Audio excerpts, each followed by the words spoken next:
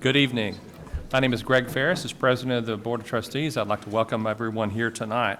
We will move on to item number 2, which is a roll call declaration of a quorum. A quorum is present. So we'll move on to item 3, the introduction to our meeting. This evening, we are pleased to have with us Kevin Bowie. He serves as a next-gen pastor at First Baptist Church of Forney. Kevin is responsible for preschool, children's, middle school, and high school ministries. He and his wife, Charmy, have been married since 1991 and have 5 children. First Baptist Church is very active in our community and in our schools. They have continued to serve Ray and Smith intermediate schools as their adopted campuses. Through their services, they continually uplift the students and staff. One of the favorite visits of staff comes with the delivery of, for each member, is their favorite Sonic drink and a dose of encouragement that they bring to them. We're thankful for this partnership with First Baptist Church Forney as a member of our Forney family. So if you would all rise, please. Kevin will lead us in our invocation. All right, thank you, Greg. Let us pray. Father, we thank you for this opportunity to gather. Lord, we thank you for the leadership of this board. Lord, we ask your blessing on them. Lord, that you would provide wisdom and discernment as they chart the course for the future of this district. Lord, we thank you for the passion that they have, for the countless hours that they put in to preparing and carrying out the vision and the mission that have been entrusted to them. Lord, we thank you for the administrators of our campuses and of our district. Lord, for all of the work that they put in, casting vision, inspiring, motivating the teachers and the staff at their campuses. Lord, we thank you for the teachers. Lord, for the point of contact they have with our students, the impression that they make, the way that they inspire, the way that they teach. And Lord, we ask your blessing on them as well. And Lord, lastly, we ask your blessing on each child that enters through the doors of each school of this district. Lord, that you would give them protection. Lord, that they would not only be educated, but that they would be inspired. Lord, that they would know that there's a place where they are cared about, where they are loved, where the district can partner with their parents. And Lord, just see that they have their needs met in every phase. Lord, we thank you for the parents and the time that they put in for these kids, the way that they invest in their schools. And Lord, we just ask that all that we do would bring glory and honor to your Son. It's his name that we pray. Amen. You may be seated. We are excited to have all of you here tonight. We have several special guests we'll be recognizing, but first we're going to move on to our pledges and our students of the month. First, I'd like to welcome Dr. Pam Luttrell, principal of Brown Middle School, to introduce our secondary student of the month, who will lead us in our U.S. pledge, and then following that, Ms. Courtney Rodriguez will introduce us to our student of the month from Smith Intermediate.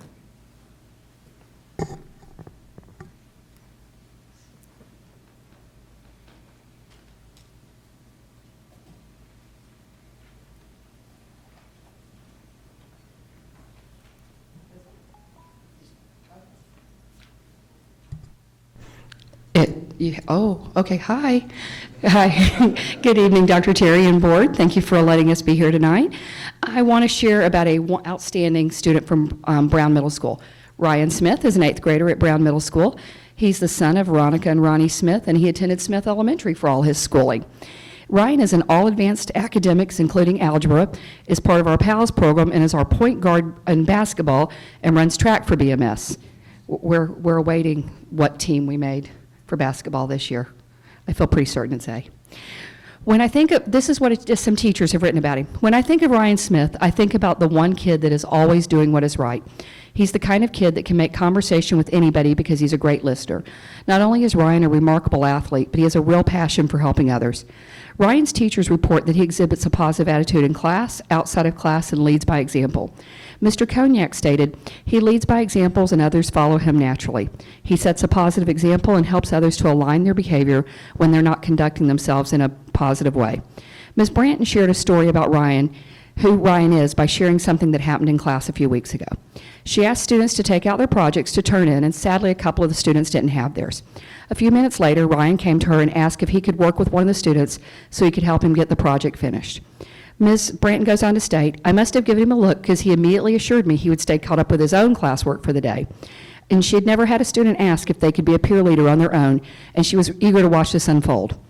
Although there were questions being asked and answered, and they were at the table, the boys were not a disruption in any way. In fact, the students were engaged, working together, smiling, and genuinely having a good time. And she goes on to say, as teachers, we seat students where we believe we can have the most success in class. But having a student take this kind of initiative was a different sort of vibe. I decided to bring a tutoring table to my class to give Ryan and possibly others a specific place to lead other students to success. I placed a student who demonstrated strong leadership qualities at the table with a couple of students in each class that I knew would benefit from additional supports. The results have been overwhelmingly positive all around. So Ryan's the kind of kid that not only are we just proud to have at Brown, he changed a teacher's practice and how she teaches her class on a daily basis. So Brown Middle School is just proud to present Ryan Smith as our Student of the Month.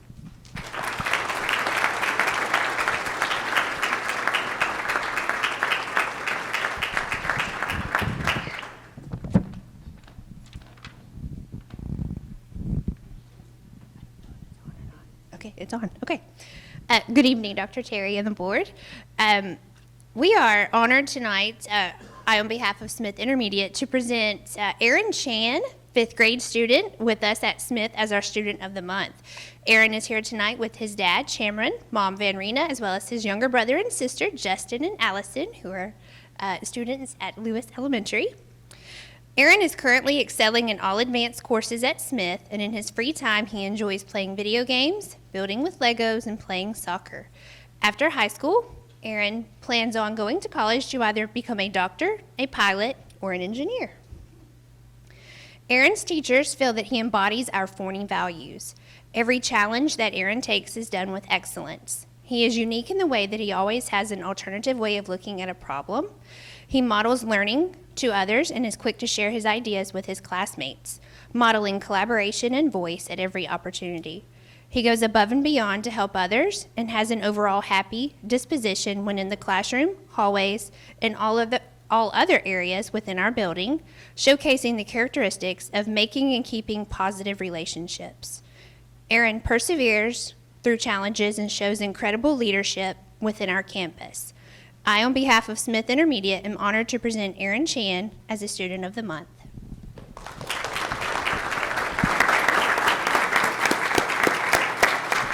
Would you please rise as they lead us in our pledges?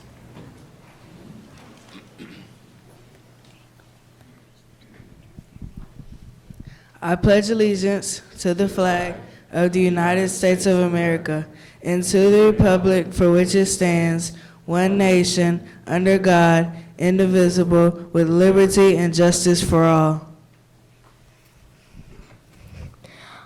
Honor the Texas flag.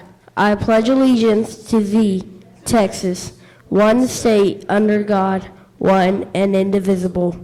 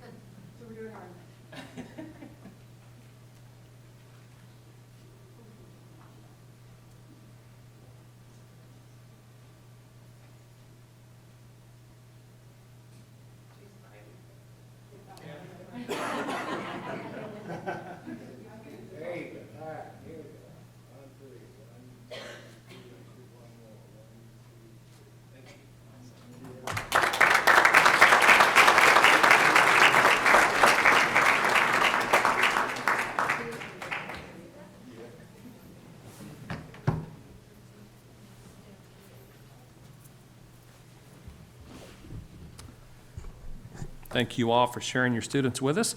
We'll move on then to some more recognitions tonight. Moving on to 4A. First, Mrs. Kristen Zespel will speak to us and share with us an announcement about Veterans Day. So I'd like to go ahead and invite the board to come join us because we're going to call a lot of people up to recognize them tonight.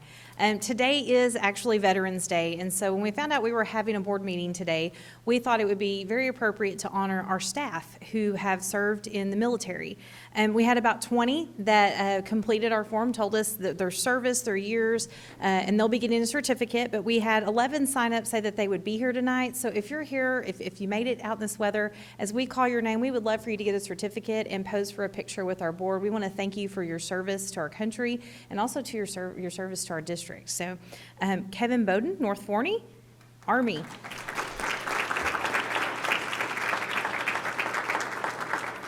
John Chase, here at Administration.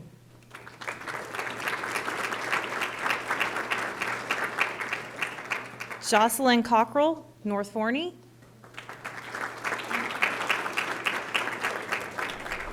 Ron Ernest at Warren Air Force. Rogerio Garcia, FHS Air Force.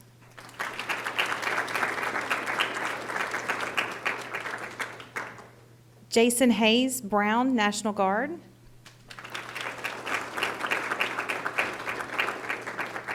Lucas Job, FHS Air Force. Connie Martins, Forney Learning Academy, Army.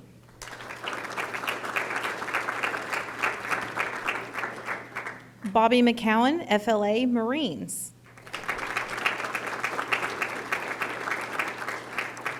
Jimmy Parton, FHS, Marines.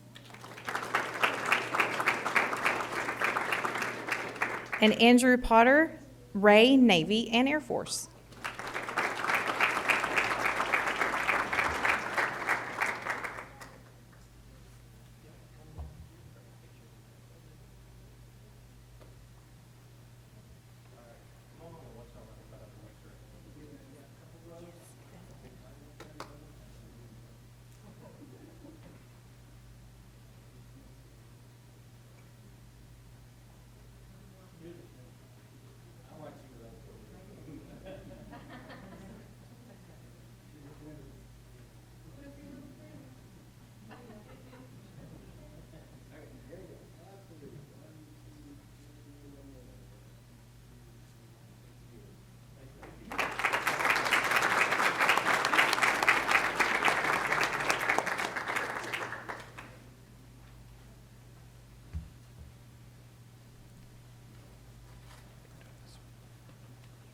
Okay, just go ahead and take over.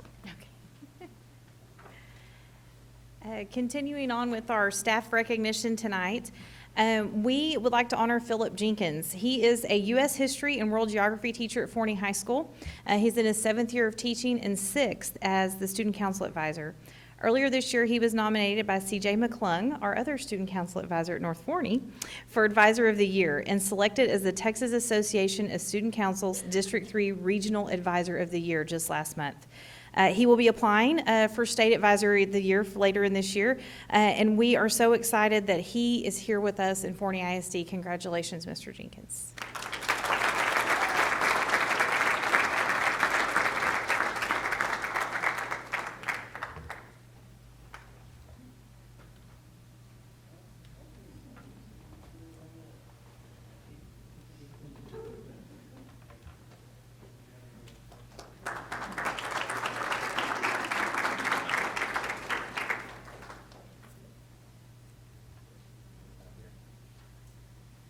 Are you the next one too? Well, next one is a very exciting announcement. We're moving on to student recognitions, and this one is 4B, and it is for being the 12,000th student enrolled in Forney ISD. So this is a historical moment right here. So we have been closely watching our numbers because we knew we would be reaching this number this year. And Jaden Smith-Frost is here with his mom, Kiana. If they want to come on up, we have some Forney family gear for them. No, that one's for the next one. This one, yep.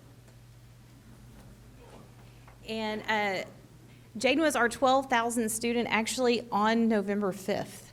And so we're just excited that they chose to join us this evening.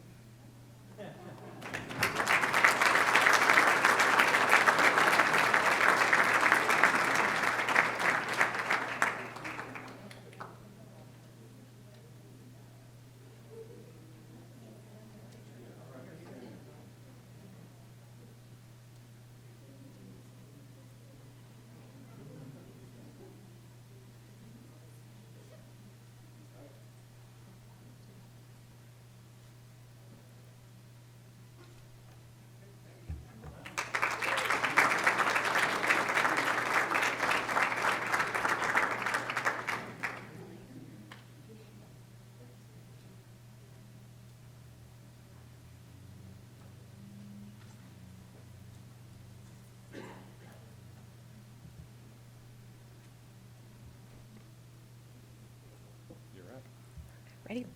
The National Merit Scholarship Program is an academic competition for recognition and scholarships that began in 1955. High school students enter the National Merit Program by taking the preliminary SAT National Merit Scholarship Qualifying Test. Of the 1.6 million entrants, approximately 50,000, or 3%, with the highest PSAT scores qualify for recognition in the National Merit Scholarship Program. In September, these high scorers were notified through their schools that they have qualified as either a commended or a semifinalist. They have received letters of commendation and recognition of their outstanding academic promise. Forney ISD is proud to recognize Micah Justice,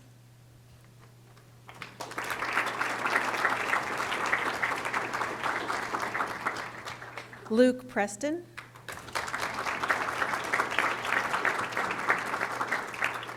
and Christian Pryor. They're representing Forney High School.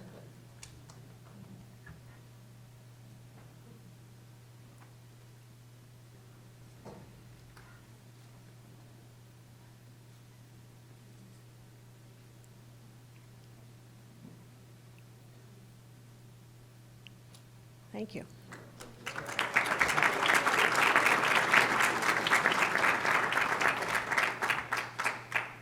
Additionally, the National Hispanic Recognition Program recognizes approximately 5,000 Hispanic Latino juniors each year from among the more than 400,000 juniors who take the PSAT. As with the National Merit Scholarship Program, the NHRP uses the junior year PSAT as the qualifying test. Forney ISD is proud to recognize Alicia Simmons as the National Hispanic Recognized Scholar representing Forney High School.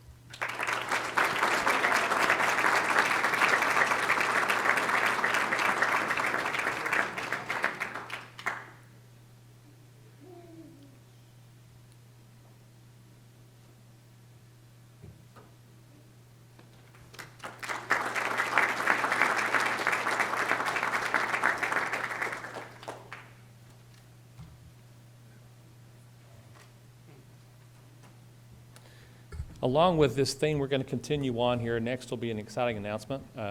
Kristen Zaspel will speak to us and share with us about our Forney Family Award this month. So the Forney Family Award is presented during the Board of Trustees meeting to a selected person or group who demonstrates Forney values through an individual act of service to the district, campus, staff, students, or community. Brown staff let us know about a very special young lady who goes by Bella Villas, who, when we actually interviewed her about this, didn't even want to take any credit for herself. All she did was talk about all of the other people who gave to this project. But as a student at Brown, she saw a need that another family had, and she didn't think small, she thought really big. So she rallied her family, and they started making brownies, and her mom started making jewelry, and soon the whole family was raising money for another family that needed a car. So she raised enough money to buy that family a car, and their church helped and their community members, and so they really filled a big need and made a huge difference in another family's life. So we were excited that we got to interview her with Dr. Terry. She's so humble. She really didn't want this recognition, but we kind of begged her to come tonight along with her family. And so we wanted to present her with this Forney Family Award just because her act of generosity and selflessness is exactly what makes her perfect for this award, as well as her family. So we hope that you will all join us up here for a picture.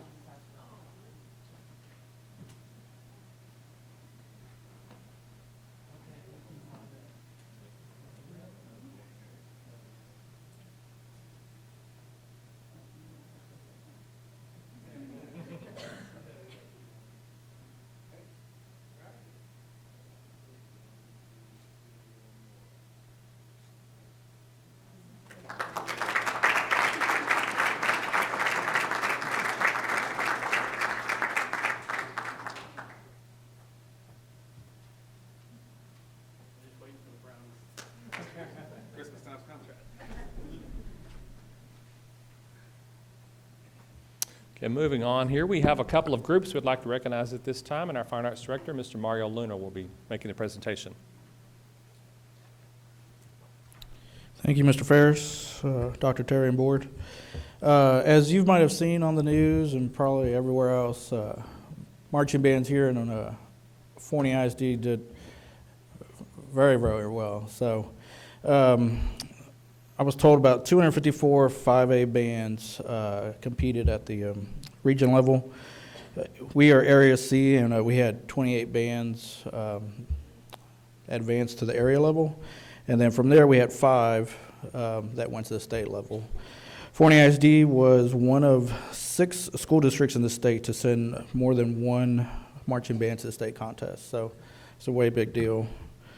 So at this time, I want to bring up the North Forney High School staff. If they can come up here. I know Mr. Kilgore here, and we've got some of our middle school. Miss Turner is ill tonight, so she can't be here. So this is our staff from our middle school and our high school. I do want to make one point here, just because he's here, obviously, but Mr. Gist in the middle has been at North Forney since the very first day. So he's seen this program go from, the first year was how many kids? It was just freshman and sophomore, so probably. Yeah, so to just what we did last week, I mean, it was just super great for the school. So can Mr. Jung please come up with a photo? And we just got certificates and the drum majors. Sorry, can the drum majors please come up too? Faith Burns, Emily Fulton, Kiana McFadden, and Talia Bowman. So.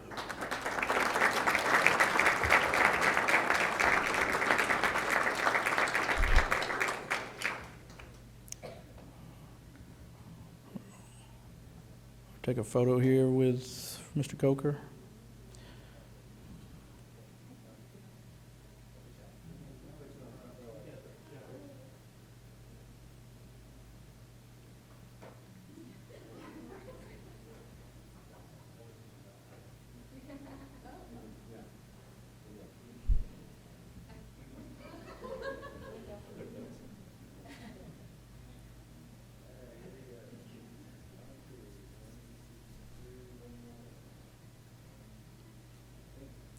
We're going to take one more group photo, so you step to the right or step to the left, up to you. One other event that they went to, they were grand champions this year for the first time at a marching contest? Second time at the Royce City Invitational. So will the Forney High staff please come up?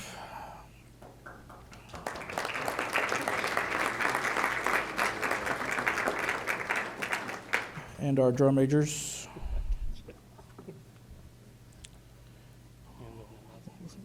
Our drum majors are Emily Owen, Vera Pennison, Alyssa Garrett, and Braden Dahlum. I just don't want to mess up someone's name. That's important. Forney High is one of 2 schools left in the state that have attended the state marching contest the last 6 times.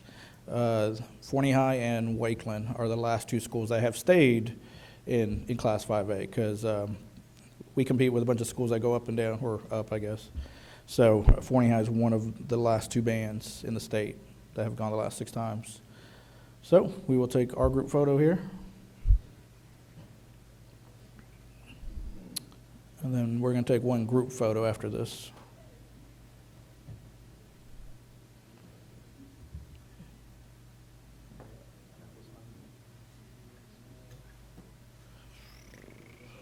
Is Dr. Campbell in that picture?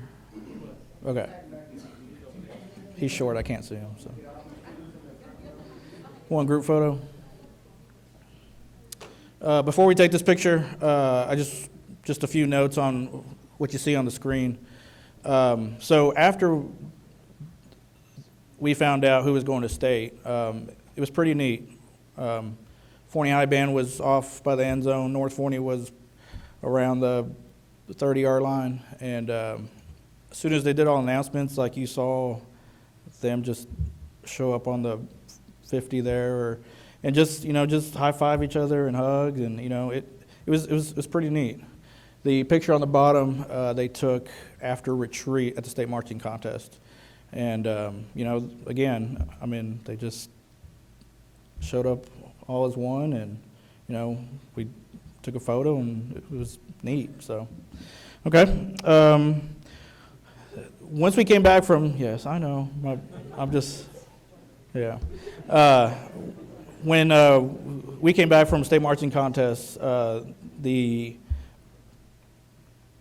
band boosters from both groups gave $500 to the food pantry, because when they were coming back is when all that stuff was on Facebook about their freezer, and then all the extra food that they had when we took almost 400 folks to San Antonio, all the extra food went straight there, and so that was super neat to see. So, okay, just one more congratulations to these guys and students and staff and all that good stuff. And Mr. Coker will take his picture.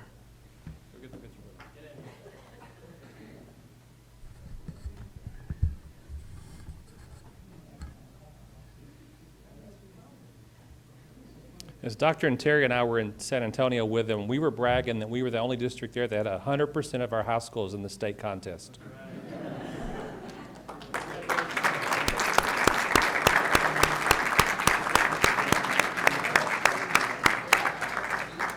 Thank you, Mr. Luna.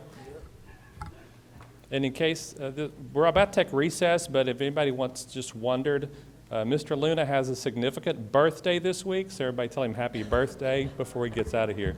We'll take a 5-minute recess. Thank you, and we'll move on then to item 6 for reports. The next 4 items are reports only, require no action from the board. Report number 6A is master planning update. I'll turn it over to Mrs. Kim Warzak at this time, Chief of Information, Innovative, and Technology Services. Thank you very much, Mr. Ferris. Board. I'm going to call Von Gallagher up. He's going to give us a quick update on our current projects. Hopefully, the next time he's here, we'll start talking about new projects. But this week, we're going to just kind of tell you where we are on all the current projects we have in the district. Mr. Gallagher? Thank you. We've got some pictures tonight of the additions and kind of give you an overall update. Obviously, these are the same addition 4 times over, so I'll try to kind of summarize everything for you. Things are moving well since the renovation and everything was done this summer. It's been pretty just strategically moving on. We're trying to let the trades roll from job to job as much as possible. That's what we had talked about before the job bid. If everyone could get the summer work done, which was critical, then we have a little more flexibility in the schedule after that. So we're trying to work through that. These are a little more tedious because of the shelter provisions and the certifications that we have to have. But all in all, the trades have done a great job and things are moving along really well. We have a summary kind of in order here of the projects. Lewis is probably the farthest along. We started that. It had the most outside work over the summer and the most tedious work, so to speak. So then the flow has gone from there, with Henderson being kind of at the end. But there's, again, all different phases of things moving through. What you'll see in the pictures is a lot of what we call ICF walls. These are walls that are formed out of foam insulation and then poured with concrete inside. These make great storm shelter walls. We use this a lot now in the storm shelter provision. As you can see, some of these buildings are in the dry, some are still waiting on the roof, and the structural steel to go up. But all in all, things are moving really well. The staff have been fantastic to work with, which makes everything a lot easier on our part. So any questions I can answer on those? And then lastly, a little update on the Criswell roofing project. So we continue to move through that. There were a lot of areas that had to be redone after the summer. What we're trying to do is to do the noisy items on the weekends, fall break, Thanksgiving, Christmas break, and then the other items that we can do that creates as least amount of disruption as possible during the day. That staff has been just phenomenal to endure what they have and help us to try to keep things going instead of just putting things off so we can get in there. The roofer has stepped up like they had said so far. They've been working the weekends. If they miss a day, they're making them up.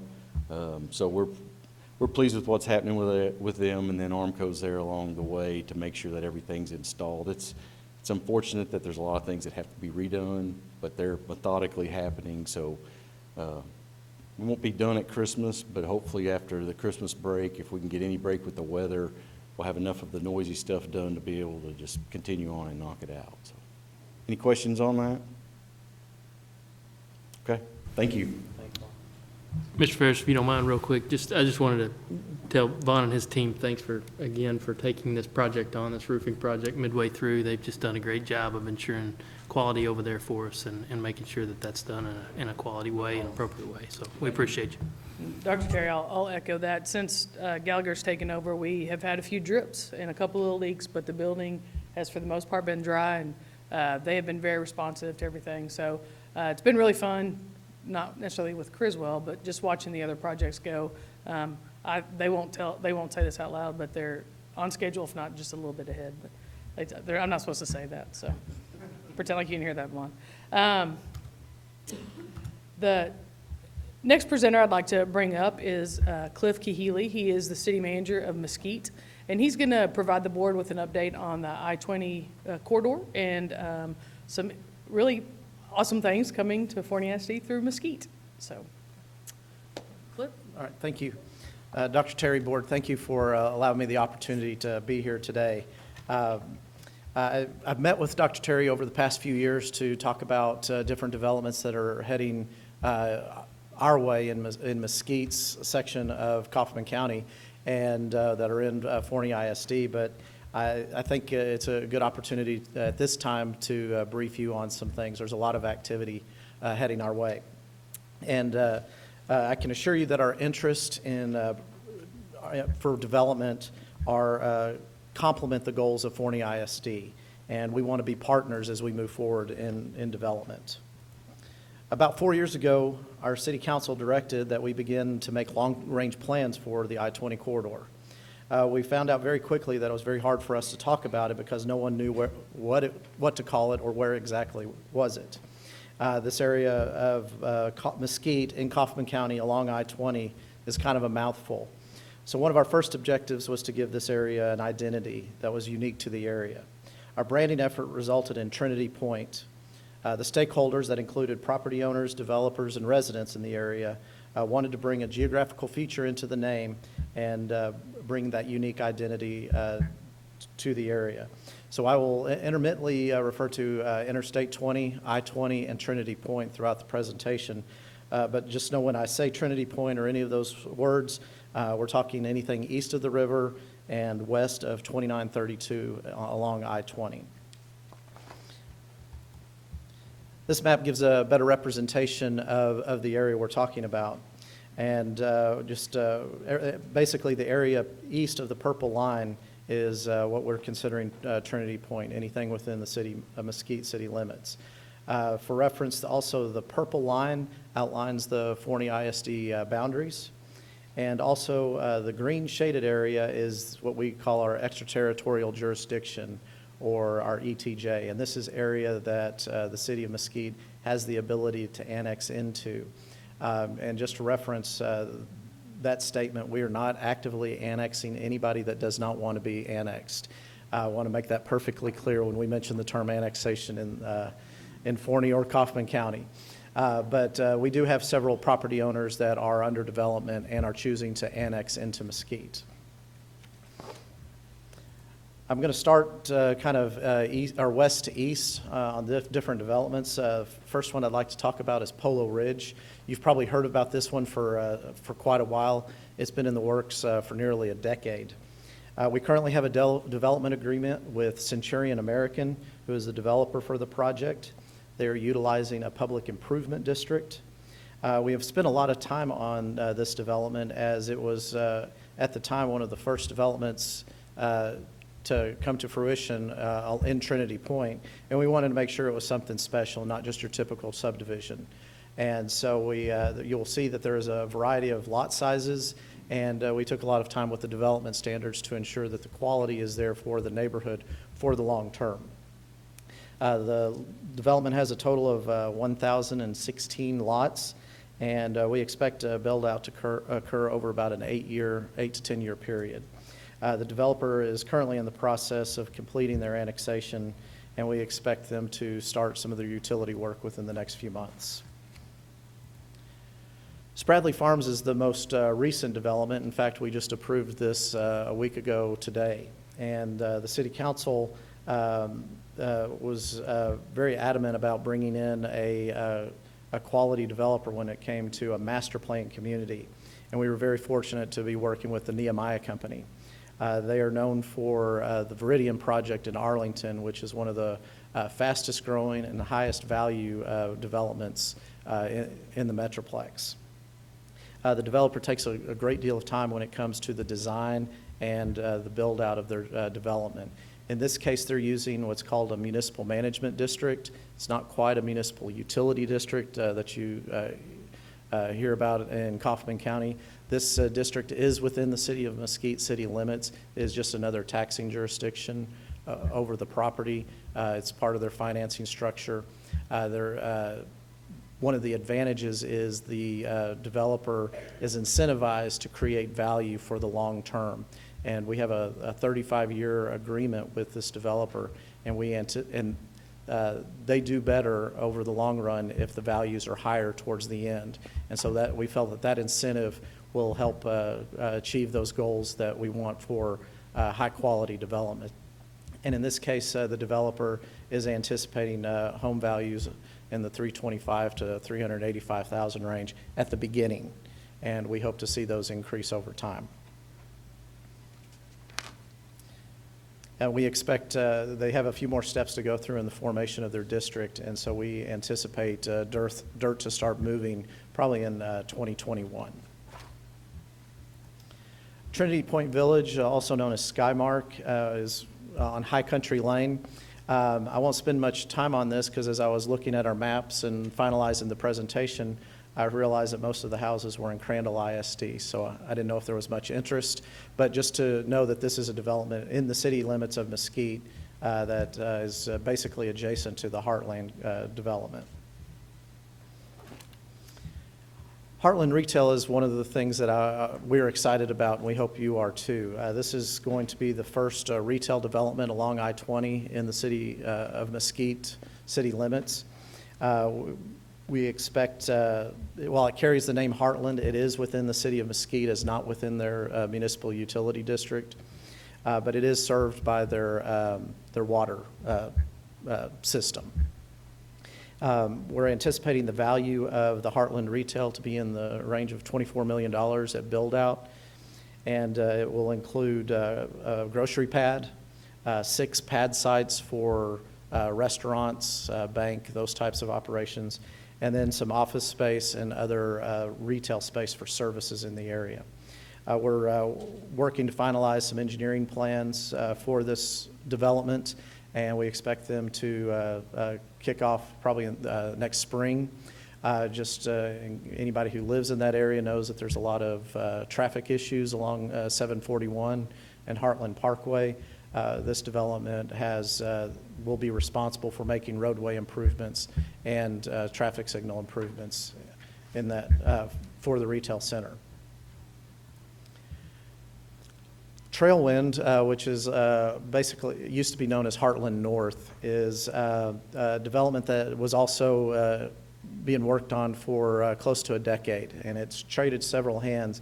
And it's one of those that kind of came through before we really got our act together on the development standards. So that's why we're anticipating the home values to be a little bit lower in Heartland North. It is served by the Heartland Water and Sewer, but it is not in the mud. We feel that the standards that we put into place will protect the development for the long term, but we also feel that the values will be a little bit higher than the anticipated numbers just because of its proximity to Interstate 20 and being in the northern part of Heartland and also being in the Forney ISD. Berkshire Estates is a 1 acre lot development. They have between 260 and 270 1 acre lots. The estimated home values are 280 to 400,000. This is the farthest development in our ETJ, and we will annex this property here in the next few months. It's planned to be built over 3 phases. We don't have a really good timeline on it. 1 acre lot development is difficult to judge on how fast they will take down lots. But we're excited about this because of the 1 acre lots and the potential for higher value development in the area. And just as a point of reference, as I said, this is the farthest east in the Mesquite city limits. I did some measuring on Google Earth today. It is 17 miles from the farthest lot in the northern part of Mesquite.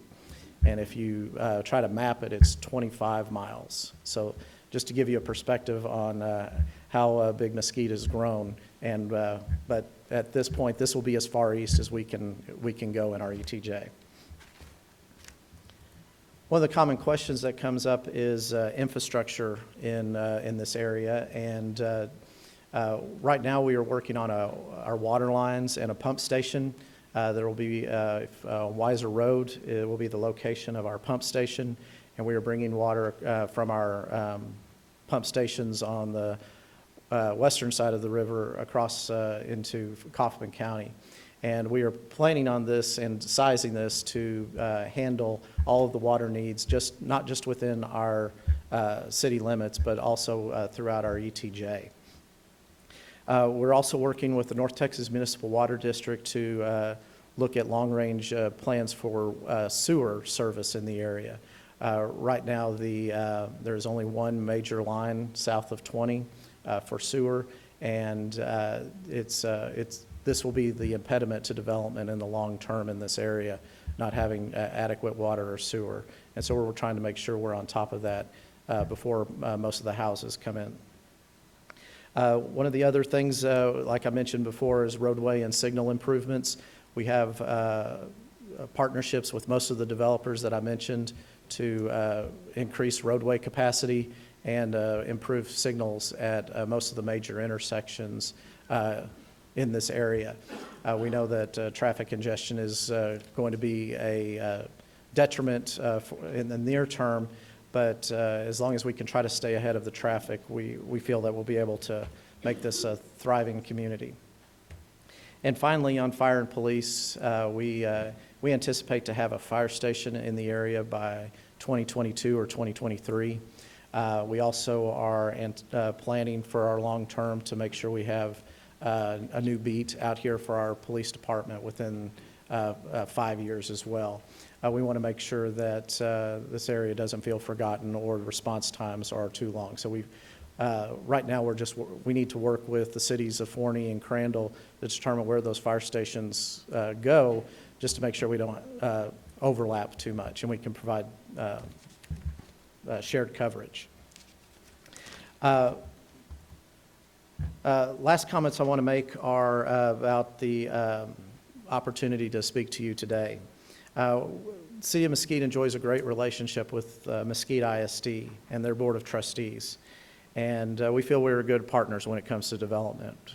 We work in tandem when projects come to the City of Mesquite. And we hope to continue that with the Forney ISD.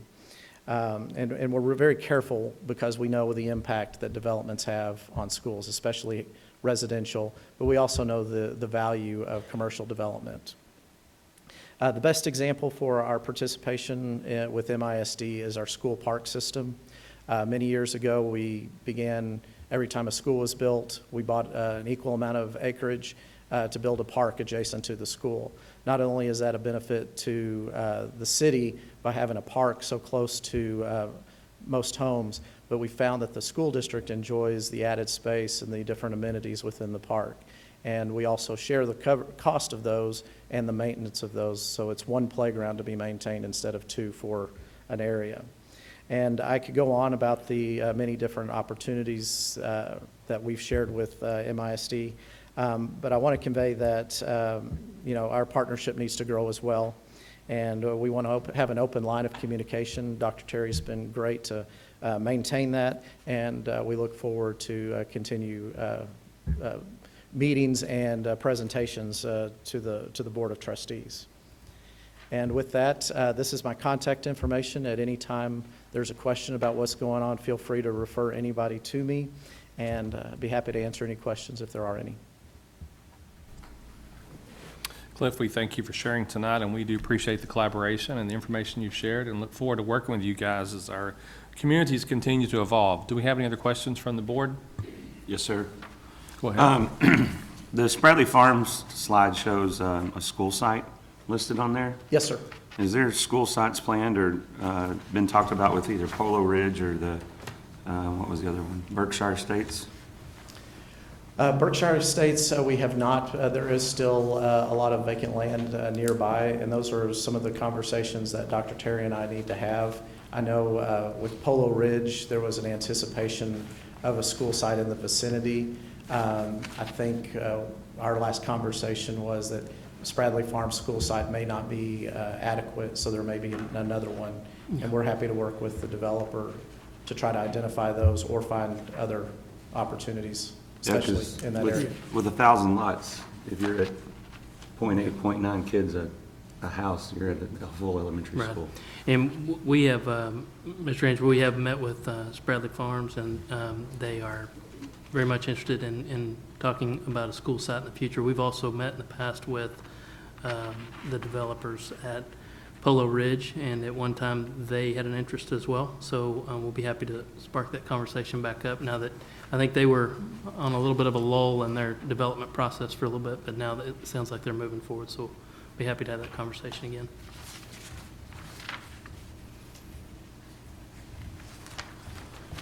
I got a couple more if you're okay. Go ahead. So then you show the water infrastructure, the proposed pump station. You mentioned something about sewer.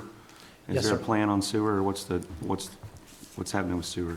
Right now, there's a trunk main that serves the Heartland development that will serve most of these developments in the near term. We anticipate another parallel line for sewer in that same drainage basin to serve at full build out. Our real concern is the other drainage basin further to the east that would serve the Berkshire Estates and that area. Right now there's talk. Several cities work with the North Texas Municipal Water District, but we don't have any current plans.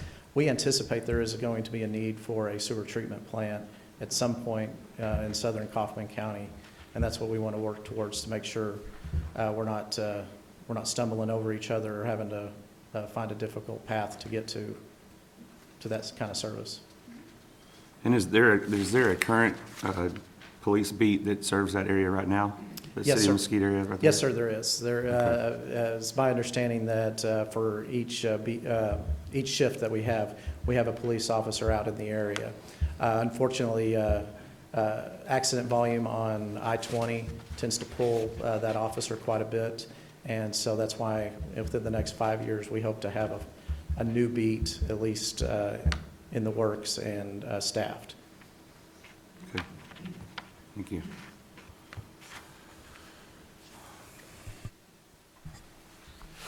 Dr. Terry? I just wanted to tell Mr. Kahili, thank you for coming out, and just tell the board how great he has been to work with. He's reached out to us multiple times over the last few years to kind of share projects and where they're at, and look forward to a great relationship with you and your council. Thank you for coming. Thank you for the opportunity. Yes, sir. Thank you. As mentioned earlier, there's no action required on this item. We'll move on to item 6B, monthly financial report. Mr. John Chase, Got a promotion already, huh? Dr. Finance. The financial results for the month in September is presented in your board book for review. The revenue collected for the month was $11.3 million. Just as a reminder, we were underpaid this year, or this past school year, about $6.5 million in state aid, and they did make that payment in September, which is one of the reasons why the revenue collected for that month is pretty significant. Moving on to the expenditures, we expended $9.3 million for the month. Year-to-date revenue recognized was $13.3 million, or 12% of the amount estimated. Year-to-date expenditures was just right at $24 million, or 23% of the amount appropriated.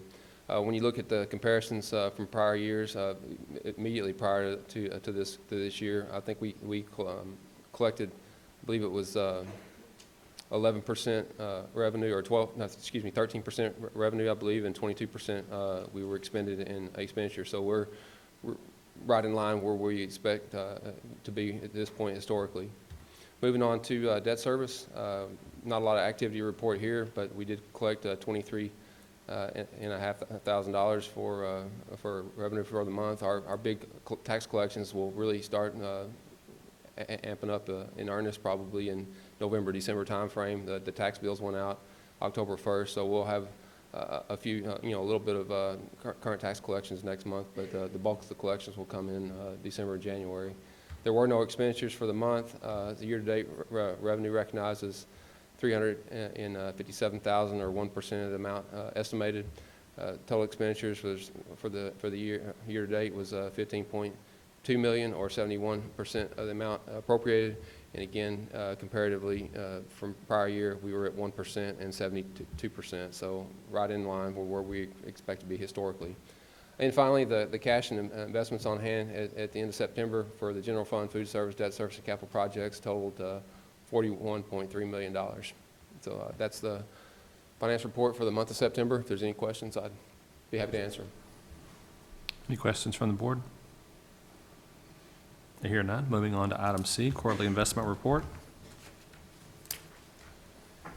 So the cash investments on hand, again, ending September 30 was $42.3 million. Those funds were on deposit at our depository Citibank, or one of three investment pools that you have listed there. The interest rate that we earned on these deposits was anywhere from just over 1% for the demand deposit accounts to 2.3% in our investment pools. The total interest income for the quarter was $244,000, and that's pretty much the investment report. If there's any questions, happy to answer them. Does the board have any questions? I hear none. Moving on then to item D, first quarter tax collection report. So our tax levy for the year is $69.5 million. It's about 17.2% over what it was this time last year. As you know, the last 4 years we've had some significant property value growth. Averaged about 15% year over year. So there's no surprise there. There were no current collections, as I mentioned earlier. The tax bills don't go out until October, so we wouldn't have collected anything at this point. For delinquent taxes through the quarter, we collected $792,000. When you look comparatively over the 5 years, we've collected somewhere about $363,000 at this same point in time. Part of the reason for the increase in collections is that if you'll look in the prior year, we rolled over almost $2 million in delinquent taxes. Most of that had to do with ag rollback, so it wasn't the penalty and interest didn't really start accruing on those. They still have a period of time to pay those taxes, and so we expected our delinquent tax collections this year are going to spike up pretty significantly because of that. So I mean, when you express that in the form of the current year levy, we're 1.1% collected. So anyway, that's pretty much the quarterly tax report. Not a lot of activity really at this point to report, but that's the report. If you have any questions, happy to answer them. Thank you, Mr. Chase. Any questions from the board? I hear none. Thank you very much. We'll move on to item 7, consent agenda. The board may take action on them individually or collectively. Item 7A is approve the minutes for October 7th, 2019 regular meeting. B, approve the budget amendment. C, approve the request for maximum class size waiver exceptions. And D, approve the payment to Mesquite Regional Day School for the deaf. Do I have a motion? Mr. Ferris, I move we approve the consent agenda collectively as presented. Thank you, Mr. Johnson. Do I have a second? Second. Mr. Carroll, all in favor say aye. Aye. Any opposed? And I hear none. Thank you very much. Public forum. This time we do have a guest speaker who is with us tonight. Levi, you'll be making your way up here. As while you're doing that, I'm going to read some comments and some directions to be aware of as you speak tonight. The board will hear comments from the audience only during the public comment portion of the meeting. Individuals wishing to speak must have added their name and topic to the public comment sign-up form prior to the start of the board meeting. The board will allot 5 minutes for tonight's public comment portion of the meeting. Each speaker will be allotted 5 minutes to address the board. Please respect the privacy of others and refrain from identifying students, employees, or other community members by name. The board requests that comments on any subject, whether positive or negative, be courteous and respectful. Disruption of the meeting will not be tolerated at any time. Any speaker with a specific complaint about a district employee, decision, operational issue should present the complaint through the appropriate mechanism, which is the district's formal grievance process. Speakers who provide details about a specific complaint will be stopped and be referred to the district administration for information about the grievance process. Levi, we'll turn it over to you at this time. Introduce yourself, your full name, please. Hello, my name is Levi Gordon LeBeau. I am a student here in Forney ISD, and I live in Forney, Texas, and I've come here today to talk to you all about the dress code. There appears to be a legal issue with our dress code in Forney ISD. According to the ACLU, discrimination based on gender in a dress code is not legal under federal law. So that means the part in the dress code about not allowing boys to have a hair that is of a certain length, allowing them to wear nail polish, makeup, or earrings is illegal under federal law. There was a court case in 1997 that ruled schools, districts could make boys keep their hair under a certain length, but that was 22 years ago. That could very well change. And under Title IX in the Constitution's Equal Protection Guarantee, schools cannot base either a dress code or its enforcement on sex stereotypes, generalizations about what types of clothing or appearance are appropriate for a boy or girl. That is a quote from an ACLU article on their national website.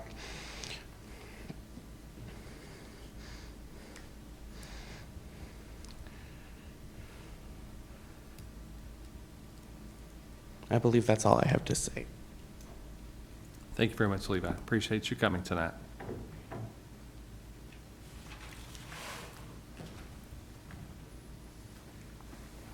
We'll move on to item 9, consideration and possible approval for the 2021-22 school calendar as a first reading. Ms. Kim Horsack will be our presenter tonight. Thank you, Mr. Ferris. As you know, our District Educational Improvement Council meets to make recommendations to the board for a calendar. I've actually included for you the calendar for the 2020 school year, which you approved last year, and then the draft of the 2021-2022 calendar, which is what we're looking at for first reading tonight. I did that as a side-by-side just so you can see how similar they are. Obviously, a few things shift just because of Easter and that type of thing. Just a couple of highlights that I will share with you. We still do have the early release prior to each break. A couple of bonuses of this calendar because of the way things fell. There is now an embedded professional development day on January 3rd, which is something that our professional development team was pretty excited about, that they can go back and kind of give some refreshers prior to the second semester. Also, every month has at least 1 day off. We've now added a 4-day weekend in February, 2 years in a row, which is a bonus. And we still get out prior to Memorial Day. So exact same number of school days as this year's calendar, exact same number of minutes. I think pretty much the same structure. Not take any questions you guys have regarding this calendar. Any questions? Dr. Terry, do you have a recommendation? This is a first reading of the calendar, so if you guys have any feedback for us, we'd be happy to take that into account, make any adjustments or explore any ideas that you may have. It's a very similar calendar that we've had a lot of success with over the last few years, and so this is a first reading tonight.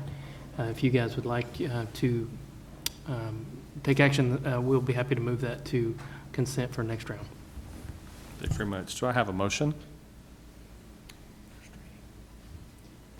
Make a motion to approve this calendar as first reading. Thank you, Ms. Dobbs. Do I have a second? Second. Mr. Carroll, all in favor, say aye. Aye. Any opposed?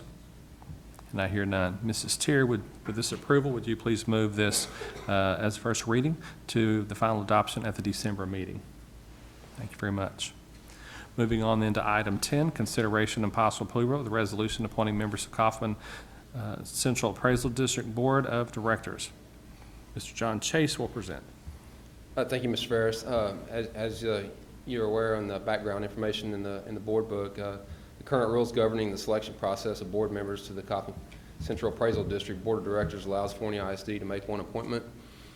This appointment has a 2-year term and is shared with non-voting members of the City of Forney, City of Heath, and Rockwall ISD. And our current appointment it expires on December 31st of this year. And so tonight we're here to make a recommendation to fill that appointment. Mr. Dobbs is our current appointee. He has served in that position for the last 2 years. He is currently the chairman of the appraisal board of directors. Through his leadership, the appraisal district has hired a new chief appraiser and has improved appraisal district operations. He's been a great appraisal board member, has been a great asset for us to have on the board, and our recommendation is that we would approve the resolution appointing him to an additional 2-year term. Thank you, Mr. Chase. Dr. Terry, having additional comments or recommendations?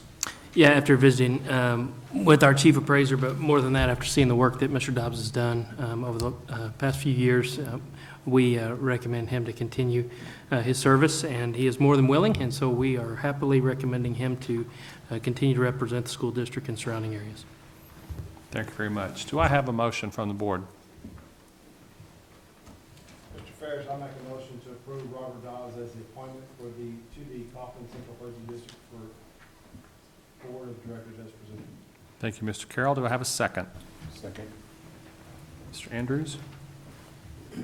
All in favor say aye. Aye. Any opposed? Mr. President, I wish to abstain. Thank you, Ms. Dobbs. Let the record show Mrs. Dobbs abstain. All in favor say aye. And none opposed, so this motion does move forward. Thank you very much. Moving on to item 11, consideration and possible approval of CW Local as a first reading. Mr. Rick Gear, Chief of Student Services. Thank you, Mr. Ferris, School Board. What I'm bringing to you tonight is revision as a first read for CW Local.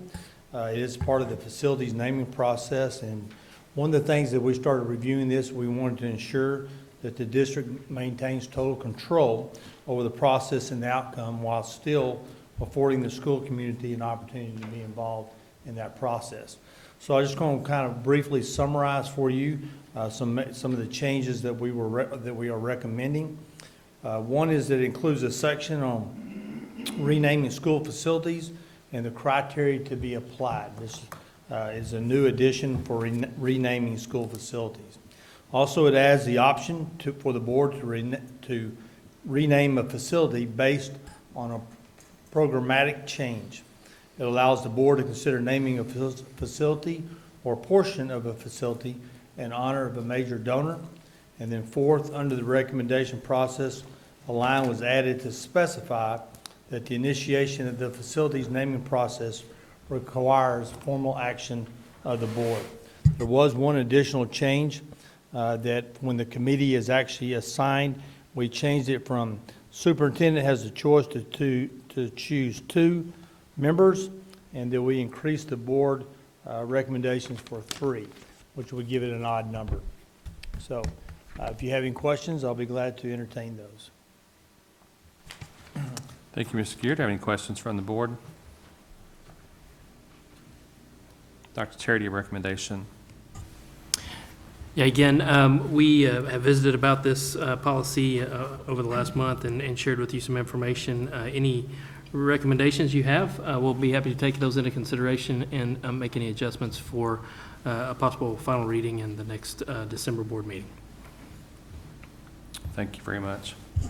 Ms. Tier, would you please move this forward to the consent agenda for final adoption to December meeting? Moving on then to item 12, consideration and possible approval of DEC local as first reading. Mr. Rick Gear. Thank you, Mr. Ferris. As I mentioned before, when we're looking at policies, one of the recommendations by TASB is to kind of condense the information and put a lot of information, more detailed specifics into administrative regulations. I'd like to compliment Mr. Riggs for him looking at DEC local, and we're bringing some opportunity as a first reading, some revisions to our policy of DEC. One of the goals some of the goals as we were looking at this was to ensure the district is offering fair and competitive and employee-friendly leave benefits. It provides an appropriate balance between benefits and responsible use of district funds. It was to simplify and clarify aspects of leave, which can be at times complex, and it also created flexibility to allow for easier future adjustments in order to stay competitive with surrounding districts. And so some of the changes that we would like to make note of in this revision was to allow non-exempt employees to accumulate up to 20 hours of compensatory time. It was to also to remove criteria for discretionary use of leave from policy and place those restrictions within administrative regs. Also, it adjusted local leave provisions so they are no different than the provisions for state personal leave. It clarified an extension allowing employees who work extended days to take time off during the month of July rather than forcing them to take non-duty days in June. It also adjusted the bereavement leave provision to improve goodwill with employees, to increase flexibility, and also simplify the criteria. I'll be glad to entertain any questions. I know Mr. Riggs would be also available. I know Mr. Chase worked on this as well. So hopefully between the 3 of us, if you have any questions, we're glad to answer those. Board, you've heard the presentation of number 12 on DEC local. Any questions for these gentlemen? Dr. Terry, what is your recommendation? Again, if you have any feedback, we'll be happy to take that over the next few weeks and be happy to move this forward into consent if this is how you wish to move forward in December. Thank you. Thank you very much. Mrs. Tier, would you please move this forward to the consent agenda for the December meeting? Thank you very much. We're moving on to item 13, consideration and approval of a resolution canvassing the returns and declaring the results of a bond election and other matters on the connection therewith. Dr. Terry, would you like to make the presentation? I would love to make this presentation, Mr. Ferris. I am happy to bring to you tonight the results of the bond election on November 5th and to propose and recommend canvassing these votes this evening. I do need to go ahead and read you the results. Early votes for 1,843, against 560. Provisional votes 34, for, against 10. Election day votes 1,322 for, 639 against. Mail-in ballots 154 for, 45 against, for a total of 3,353 for and 1,254 against, and about a 73% for vote. So I am happy to recommend to you that you approve the canvass of this election and the passage of our bond. Appreciate that. Moving on, do I have a motion to approve this? Mr. Ferris, I move we adopt the resolution canvassing the returns and declaring the results of the bond election. Thank you, Mr. Johnson. Do I have a second? Second. Ms. Dobbs? All in favor, say aye. Aye. Any opposed? Better not. I hear none. Thank you all for helping with that. It was quite a challenge this fall as we led into that, but it's a great victory for our students, and we appreciate everybody seeing and our community speaking loudly that they agree that every child does deserve a seat. So thank you all for taking part in it this fall. Moving on then to item 14, our closed session we did that earlier, so we'll skip that and move on to item 15, consideration and possible approval of professional contract personnel. Do we have any motions on this as discussed in closed session? Mr. Ferris, I make a motion that the board approve the professional contract personnel as discussed in closed session. Thank you, Mr. Carroll. Do I have a second? Second. Mr. Andrews, thank you very much. All in favor, say aye. Aye. Any opposed? And I hear none, so 15 is approved. Moving on then to item 16, announcements. Monday, November 25th through Friday, November 29th is Thanksgiving break. Monday, December 2nd, regular board meeting. Saturday, December 7th, Forney Education Foundation Fun Run. And then Thursday, December 19th, Christmas open house here in the boardroom. Dr. Terry, is there anything else I've missed? No, just one quick announcement that maybe we haven't got out. It just was made, and tomorrow night, our Forney High volleyball team, I think, is in the third round of the playoffs at 7 o'clock in Duncanville playing Midlothian. So love to see a good crowd out to support them. Other than that, I think those are the announcements. Thank you very much. It is now 8:20, and I'll call this meeting adjourned. Thank you.